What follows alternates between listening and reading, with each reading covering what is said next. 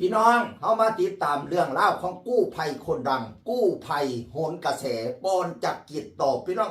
หลังจากมือนั้นไปรายการโหนกระแสเนาะกระถือพี่นุ่มถามนั่นถามนี่หลายอันหลายอย่างหลายอันแล้วก็ตอบได้หลายอันแล้วก็เป็นเจือนเป็นแบบไม่ลื่นไม่ไหลเท่าไหร่โดยเฉพาะเรื่องเงินทองพี่น้อง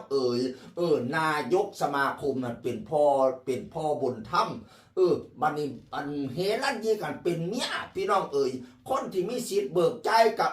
คนในออกแอมนั่นละมันก็เลยรู้สึกว่าการตอบมันเป็นเจือนในบางประเด็นพี่น้อง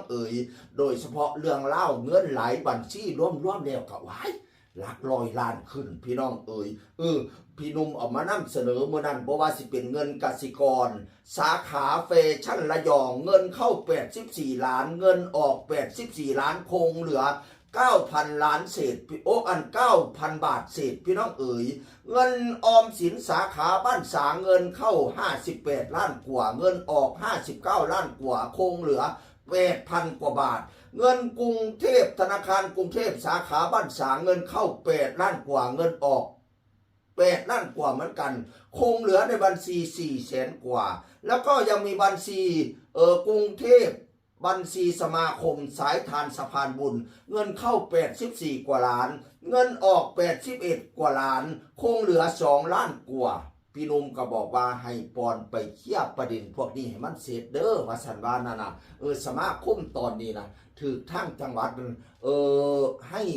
ยุติก่อนแต่ว่าสมาคมก็สามารถไปอุทธรณ์ต่อได้ว่าสันว่านั่นน่ะแต่ว่าคุณหนุ่มบอกว่าก็อยากให้คุณปอนมาเคลียร์เรื่องนี้ก่อนคุณปอนมือต่อมาคุณปอนหลังจากออกรายการโหนกระแสเอาเอกสารมาชี้แจงเต็มโต๊ะตั้งบักไงจังสิล่ะพี่น้อง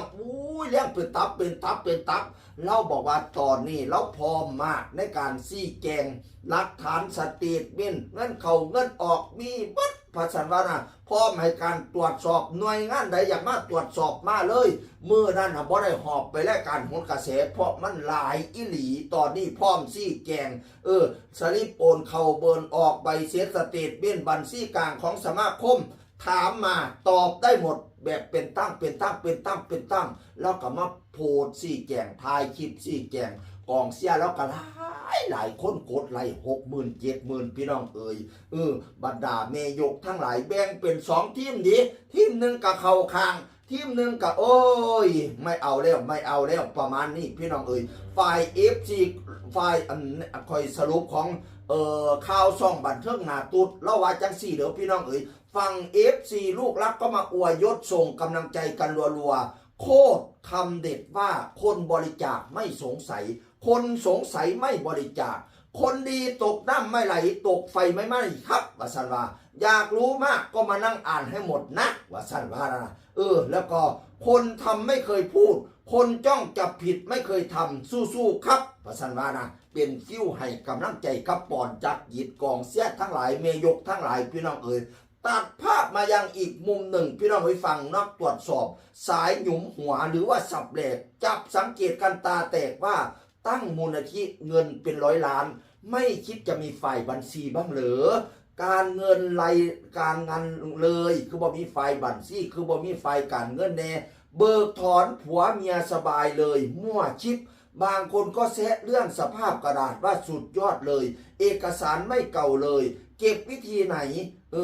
ถ่ายหลอกติงโง่ใครๆก็ถ่ายได้เนื้อหาข้างในไม่มีใครรู้แถมมีตัวมารดาสายบัญชีมาทิ้งบอมว่าเอกสารเป็นระเบียบเรียงได้ตรงเป๊ะในวงการออเดตรู้กันว่า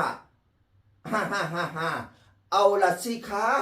คดีนี้มีกลิ่นตุว่าโปร่งใสพวกหล่อนว่าไงมาวิเคราะห์กันหน่อยสิว่าสันว่าฝ่ายตรงข้ามสายหยุมมากระดาษคือเลี้ยงกันสวยเทเอกสารคือสวยเทว่าสันว่านั่นทายได้แต่หลอกโง่ติ้งโง่นั่นละว่าสันว่าบัดที่นี่กาเลี้ยงเบิกถอนนั่นละคือบอมีไฟบัญชีแน่เงินเป็น100 ล้านนั่นน่ะเบิกถอนผัวเมียเบิกกันสบายมั่วซิบว่าสันฝ่ายที่มันฝ่ายตรงข้ามพี่น้องเราก็มาติดตามตอนต่อไปเนาะธรรมดามันแบ่งเป็น2 ฝัก 2 ฝ่ายเสียก็เสียฝ่ายหยุมก็ยุ่ หยุ่ม แต่ว่าเราจะพิสูจน์กันที่หลักฐานพยานพี่น้องเอ๋ยก็รอกันต่อไปว่าหน่วยงานรัฐจะเข้ามาว่ายังไงปอนจะชี้แจงยังไงจะผ่านไม่ผ่านพี่น้องเอ๋ยเสียงอื่นคนเก่าเอาสู่ฟังสวัสดีครับสวัสดีครับ